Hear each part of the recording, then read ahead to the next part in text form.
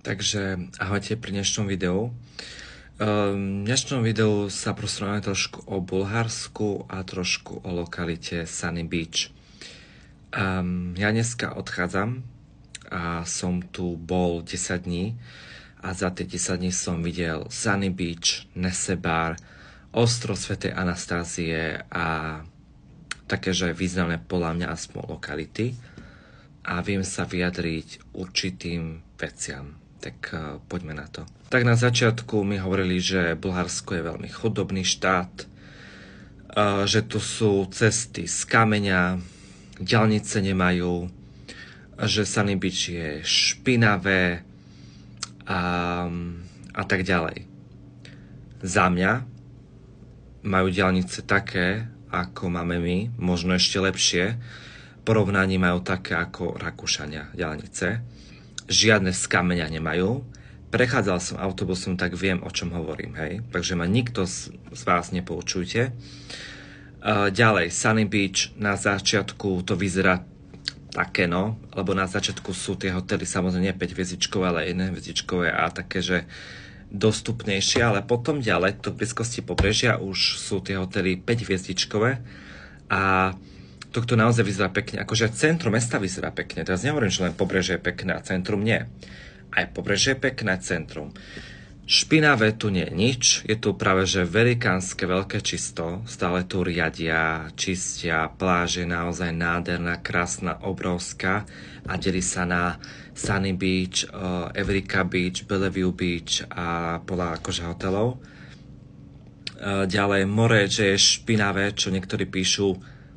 Čo čakáte o ekosystéme vodnom? To je more.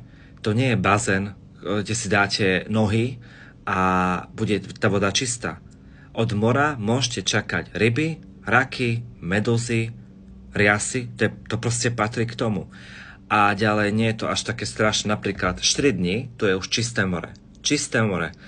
Natočil som vlog, tak si ho môžete kľudne aj pozrieť, že to more je naozaj čisté. Ale že naozaj čisté, hej. Žiadne riasy tam nie sú, neviem prečo, že kde zmizli, ale jednoducho nie sú. Takže tak. No, porovnaní cenami je to tu dosť lacné. Jedlo vás, no takto, ak máte all inclusive ako ja, tak za jedlo moc neplatíte, ale platíte za bary a za takéto veci, tie sú tu lacné, väčšinou tak nejaký drink, či už alkoholický vás vyjde do 10-15 bulharských levov a oblečenie tu veľmi lacné, samozrejme fejkové oblečenie, ale čo je teraz na tom, hej, keď je pekné, tak si to kúpite, nie. Takže to je tu tiež lacné. Obchody tu sú strašne veľa, hocičím a keď promenáda má akože 4 až 6 kilometrov a po ceste sú rôzne obchody s oblečením, občerstvením, aj také, kde sa môžete odfotiť s papagajmi ako ja, alebo je tam fish therapy, čiže strašne, potom je tam lukostrelba, minigolf, a po ceste sú elektrické kolobežky, elektrické jeepy, akože na ponúku, alebo teda na predaj, stojí 15 bulharských levov na 20-30 minút, čiže je tu to naozaj strašne veľa, kde ísť, je tu napríklad McDonald's, KFC, nákupné centrum, proste strašne veľa. Čo sa týka autobusov, tak tie premávajú každých 15 minút do Nesebaru a z Nesebaru sem, čiže to problém nie je, len sú veľmi preplnené. S tým môžete rátať, že sú veľmi preplnené. Okrem autobusov do Sunny Beach premávajú aj koče, ktoré sú najdrahšie z dopravy a potom taxíky, ktoré sa neoplatia, lebo keď vidia, že ste turista, tak vám účtujú viacej ako domácim.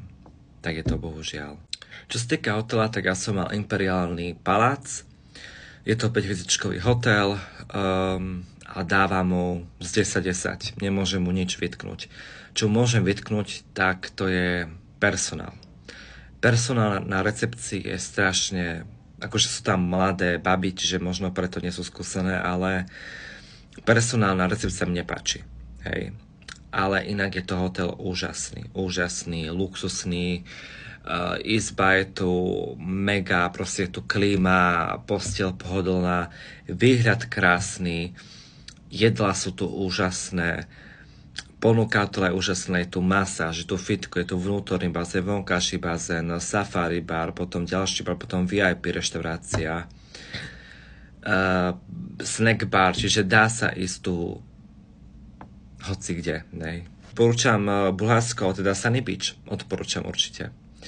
Ak ste taký človek, ktorý potrebuje už vypnúť s mozgom a naozaj mať nejaký odpočinok, tak Bulharsko Sunny Beach je ideálne. Aj keď ja som nevypol mozog, ja som behal 30 km denne, vrátil som sa na izbu o 12. o 1.